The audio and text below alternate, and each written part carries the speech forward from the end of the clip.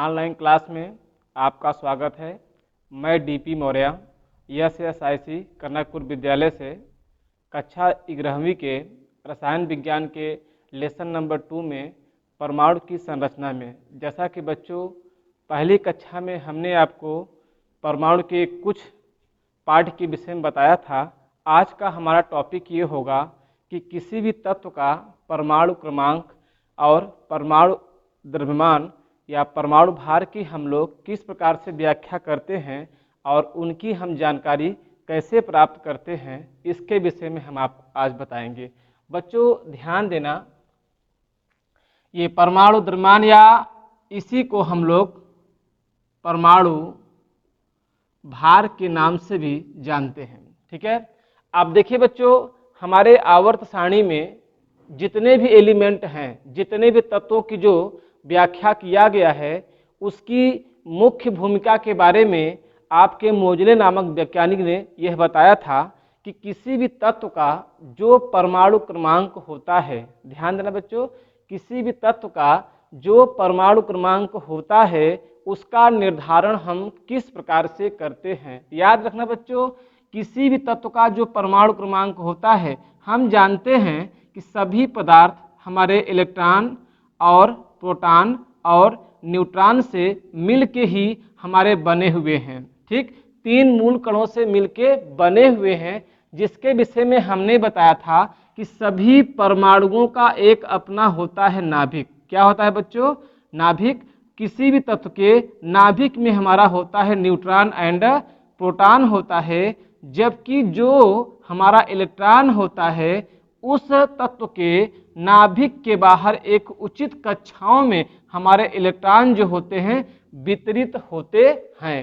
तो यहाँ पे हम बताना चाहेंगे कि किसी भी तत्व का परमाणु संख्या या परमाणु क्रमांक कैसे हम लोग निर्धारित करते हैं। तो हम ये कहेंगे कि जिस तत्व के नाभिक में, याद रखना बच्चों, कि जिस तत्व के नाभिक में जितने हमारे प्रोटॉन पाए जाते होंगे वही उसका परमाणु क्रमांक होता है। याद रखना बच्चों, किसी भी तत्व के नाभिक में जितने प्रोटॉन हमारे पाए जाते हैं उस तत्व का उतना ही परमाणु क्रमांक होता है।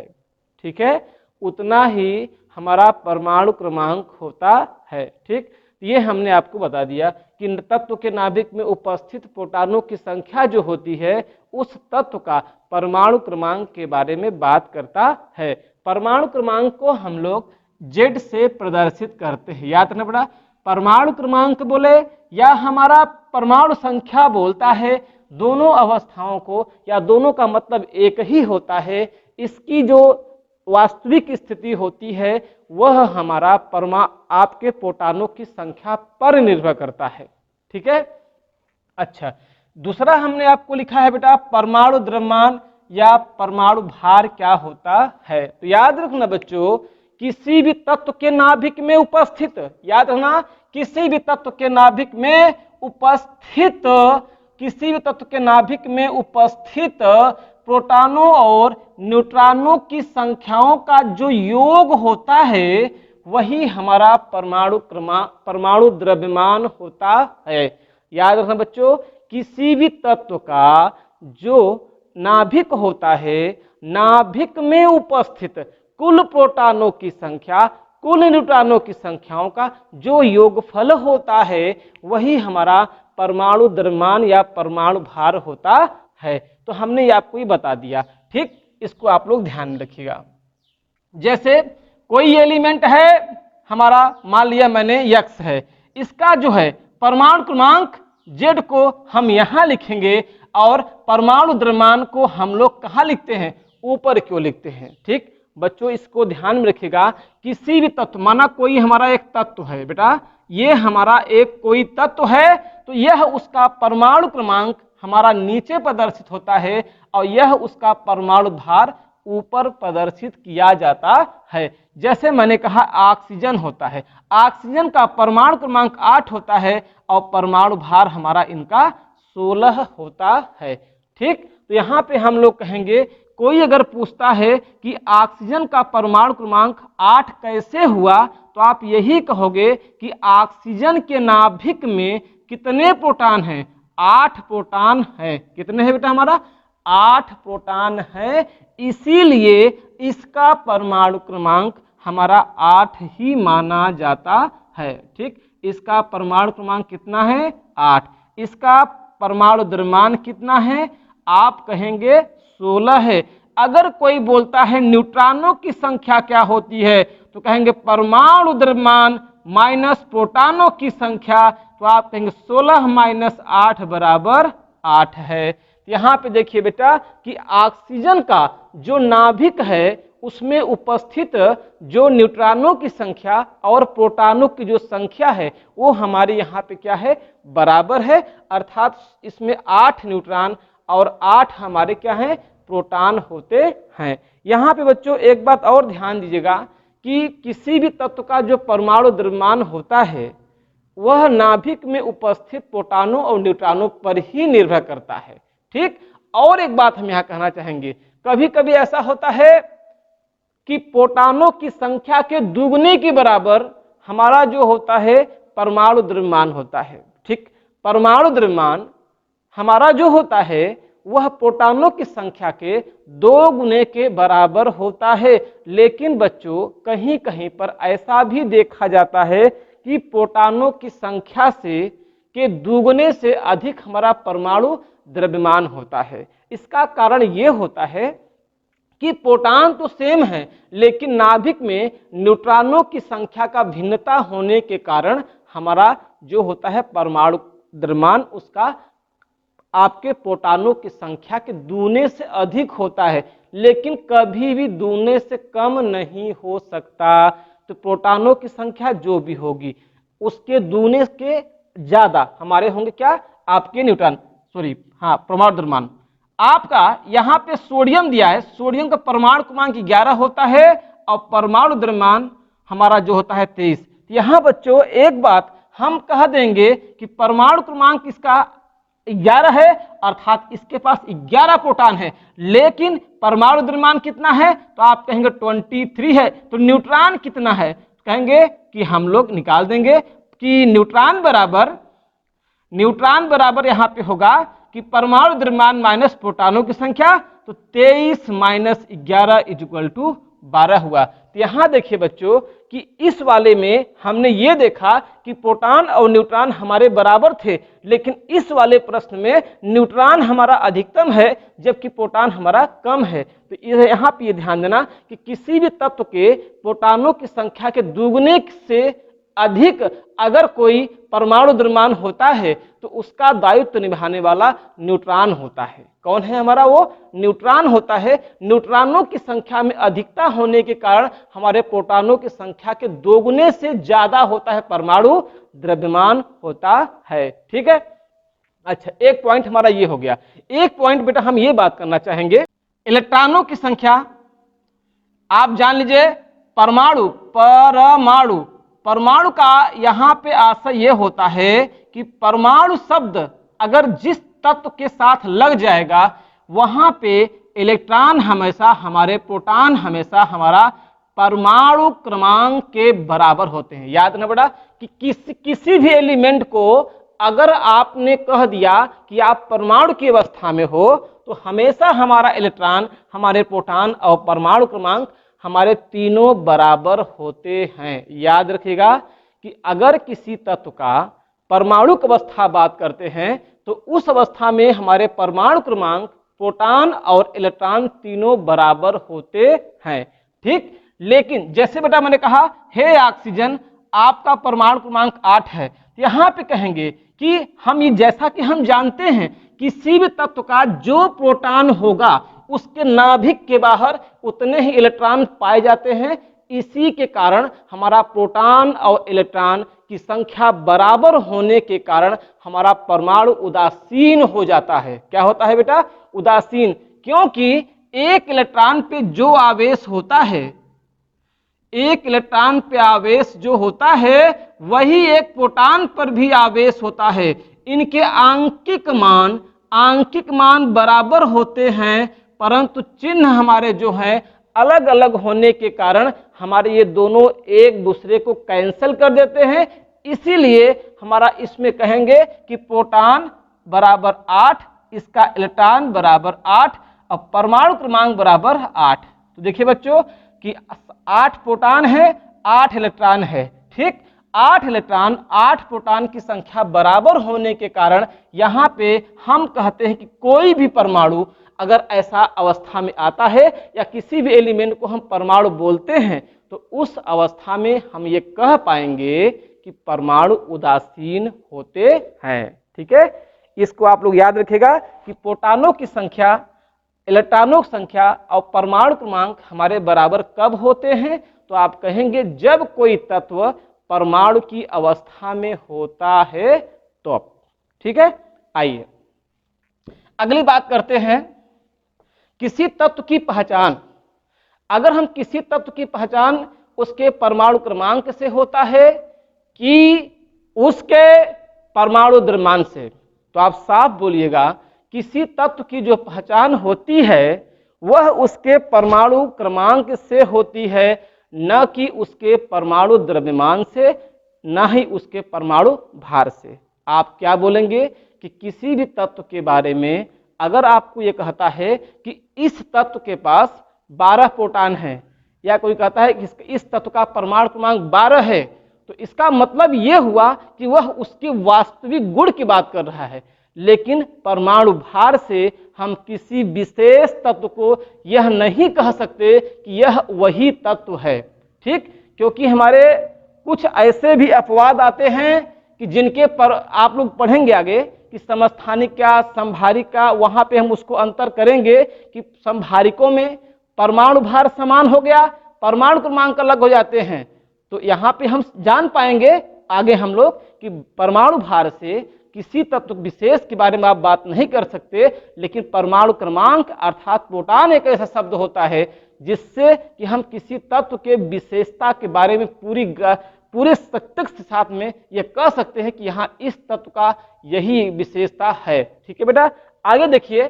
जैसे अगर कोई परमाणु आयन की अवस्था में होता है, आयन की अवस्था में होने का तात्पर्य यह हुआ कि या तो वह इलेक्ट्रॉन देगा या तो वह इलेक्ट्रॉन लेगा। दो कंडीशन है। जब कोई परमाणु किसी दूसरे परमाणु से अगर इलेक्ट्रॉनों को लेता है तो उसके पास प्लस आवेश नहीं माइनस आवेश आएगा। अगर किसी दूसरे को अपना इलेक्ट्रॉन देता है तो उस अवस्था में उसके पास दिए गए इलेक्ट्रॉनों की संख्या के बराबर उसके पास प्लस आएगा और लिए गए इलेक्ट्रॉनों की संख्या के बराबर माइनस आवेश आता है। जैसे मैं बोलता हूं कि यहाँ पे देखिए ये सोडियम परमाणु है, ये हमारा ऑक्सीजन परमाणु है। यहाँ देखो बेटा, यहाँ हमने कह दिया कि सोडियम यह आयन हो गया और यहाँ पे ऑक्सीजन हमारा आयन हो गया। तो बच्चों दोनों में एक अंतर ये है, एक चीज ध्यान देना, दोनों में अंतर क्या हुआ कि अगर कोई बोलता है कि इस वाले में प्रोटॉन कितना है तो आप कहेंगे जो परमाणु क्रमांक है वही होगा, है ना, परमाणु क्रमांक जो है वही होगा, परमाणु क्रमांक जो है वही होगा। प्रोटॉन जो है आपका प्रोटॉन आपका 11 हो गया और परमाणु क्रमांक आपका हो गया इसमें 11। आपका न्यूट्रॉन कितना होगा इसको हम लोग बाद में देखेंगे। हमारा मेन क्या है, न्यूट्रॉन कितना होगा, तो न्यूट्रॉन आप कह सकते हैं कि यहाँ पे वो भी 12 होगा। और हमारा क्या बचा बेटा, परमाणु क्रमांक, परमाणु क्रमांक हमारा कितना है 11 हो गया। ये तीनों चीजें आपको दिखाई दे रहा है। और परमाणु भार वो कितना है 23 है। इस सोडियम का देखिए, इस सोडियम के परमाणु के बारे में बात कर रहे हैं। अब देखो बेटा इस वाले में हमारा क्या हुआ कि परमाणु क्रमांक वही होगा, इसका परमाणु क्रमांक वही होगा, प्रोटॉन भी वही होगा, परिवर्तन न्यूट्रॉन भी वही होगा, न्यूट्रॉन भी वही होगा। लेकिन यहां पे हमारा बदल क्या जाएगा, तो आप लोग कहेंगे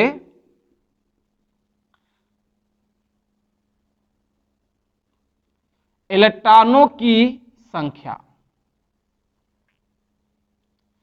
10।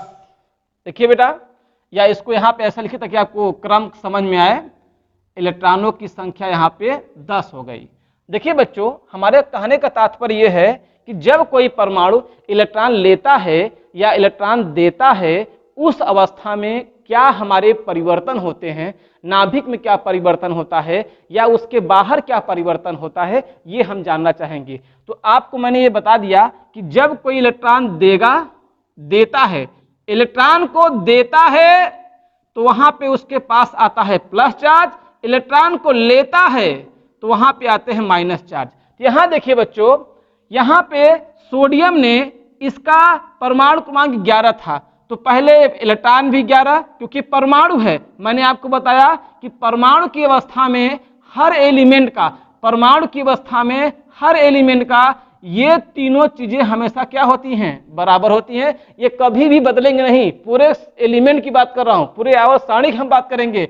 लेकिन आप देखिए, ये भी नहीं चेंज हुआ, ये तीनों आपस में क्या हो गए, बराबर। न्यूट्रॉन और आपका परमाणु द्रव्यमान, ये आपको परमाणु का है। लेकिन बच्चों देखो कि जैसे ही इन्होंने एक इलेक्ट्रॉन दिया, इलेक्ट्रॉनों को त्यागने से हमारे प्रोटॉन में कोई परिवर्तन हुआ। देख लीजिए आप लोग, क्या यहाँ पे 11 प्रोटॉन है, 11 प्रोटॉन, परमाणु क्रमांक 11, परमाणु क्रमांक 11, न्यूट्रॉन 12, न्यूट्रॉन 12, परमाणु भार 23, परमाणु भार 23, ठीक है। लेकिन बच्चों यहां पे परिवर्तन क्या हुआ, इलेक्ट्रॉनों की संख्या में। इससे हमें यह सीख मिलता है कि जब कोई एलिमेंट इलेक्ट्रॉनों का त्याग करता है या ग्रहण करता है, तो हम त्याग की बात पहले कर रहे हैं, अगर त्याग करता है तो उस अवस्था में इलेक्ट्रॉन को छोड़ करके उसके किसी भी मूलक में कोई परिवर्तन नहीं होता। ठीक, मतलब कि ना परमाणु क्रमांक बदलेगा, ना प्रोटॉनों की संख्या बदलेगी, ना न्यूट्रॉनों की संख्या बदलेगी, ना ही उसका हमारा जो है परमाणु भार बदलेगा। इन चारों में कोई परिवर्तन नहीं होता।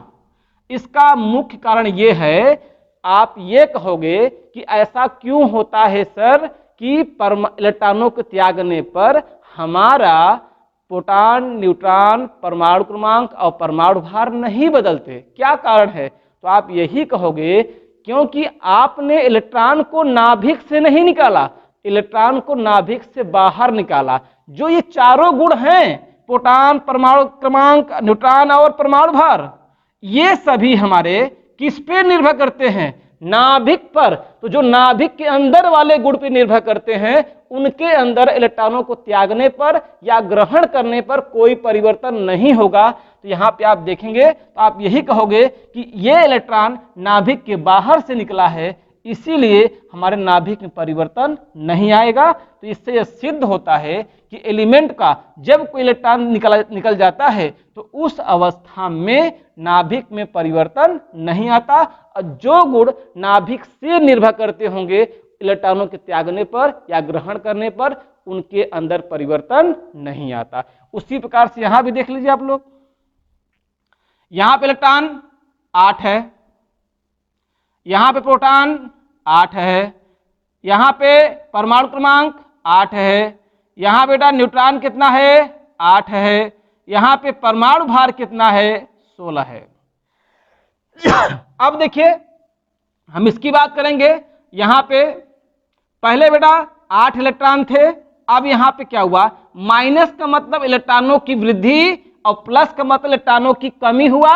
यहां पे 10 से क्या हो, 11 से क्या हो गया बेटा हमारा 10, लेकिन यहां पे 8 से कितना हो जा रहा है, 10, अर्थात इलेक्ट्रॉनों की संख्या में वृद्धि हो गई। प्रोटॉन 8 है, न्यूट्रॉन 8 है, और परमाणु क्रमांक 8 है, और परमाणु भार 16 है। तो आपने साफ साफ देखा कि दोनों कंडीशन में, चाहे परमाणु इलेक्ट्रॉन को ले रहा है या इलेक्ट्रॉन को दे रहा है, उस अवस्था में हमारा सिर्फ और सिर्फ परिवर्तन होता है क्या? तो आप कहेंगे कि परमाणु क्रमांक नो परिवर्तन, परमाणु द्रव्यमान कोई परिवर्तन नहीं, न्यूट्रॉन कोई परिवर्तन नहीं, और परमाणु क्रमांक में कोई परिवर्तन नहीं। लेकिन परिवर्तन होता क्या है? तो सिर्फ इलेक्ट्रॉन होता है, क्योंकि इलेक्ट्रॉन हमारा वही आदान प्रदान होता है, नाभिक में कोई भी परिवर्तन नहीं होता। क्योंकि जो इलेक्ट्रॉनों की संख्या हम जानकारी प्राप्त करते हैं वह नाभिक में उपस्थित प्रोटॉनों की संख्या से करते हैं। तो प्रोटॉन हमारा मुख्य दायित्व निभाता है उस तत्व के नाभिक की विशेषता को बताने के लिए, और किसी भी परमाणु का नाभिक विखंडित नहीं होता, इसीलिए हमारा इलेक्ट्रॉन आपका परिवर्तित होता है, लेकिन हमारे प्रोटॉन परिवर्तित नहीं होते हैं। ठीक, तो याद रखना बेटा कि यह शब्द कोई ये भी कहता है क्या इलेक्ट्रॉन प्रोटॉन और परमाणु क्रमांक सदैव बराबर होते हैं? नहीं, सदैव बराबर नहीं होते। बराबर होते कब हैं? तो जब कोई तत्व परमाणु की अवस्था में होगा तब। अगर वह कोई तत्व आयन की अवस्था में हो, आयन कितने प्रकार के होते हैं? दो, एक प्लस के रूप में, एक हमारा माइनस के रूप में। ठीक, तो दोनों अवस्थाओं में इलेक्ट्रॉन बराबर नहीं हो सकते परमाणु क्रमांक के। तो इस प्रकार से हमने आज आपको इसके विषय में आज बात किया और आपने इसको देखा और समझने का प्रयास किया कि परमाणु क्रमांक क्या होता है, परमाणु द्रव्यमान क्या होता है, न्यूट्रॉन प्रोटॉन से संबंधित क्या होते हैं, इलेक्ट्रॉनों को त्यागने या ग्रहण करने पे क्या हमारा परिवर्तन होता है, या तत्वों की जो विशेषता होती है वह परमाणु भार पर निर्भर करती है परमाणु क्रमांक पर। तो आप कहेंगे परमाणु क्रमांक पर करती है, परमाणु भार पर नहीं। तो इसी के आगे हमारा जो अगला लेक्चर आपको समक्ष आएगा, हम लोग पढ़ेंगे कि समस्थानिक क्या होते हैं, समभारिक क्या होते हैं, सम न्यूट्रॉनिक क्या होते हैं, सम इलेक्ट्रॉनिक क्या होते हैं, समविन्यासी क्या होते हैं। इस प्रकार के टॉपिक को हम लोग पढ़ेंगे। इसके बाद हमारा जो अगला लेक्चर होगा उसके बाद भी हम लोग बात करेंगे इलेक्ट्रॉनिक विन्यास, जहां से आपके रसायन विज्ञान का मुख्य भाग वहां से शुरू होगा। धन्यवाद। आप पूरी वीडियो को देखिए और अपने बच्चों को, मतलब मित्रों को, अपने भाइयों को, सभी को इसके प्रति जागरूक करिए। धन्यवाद।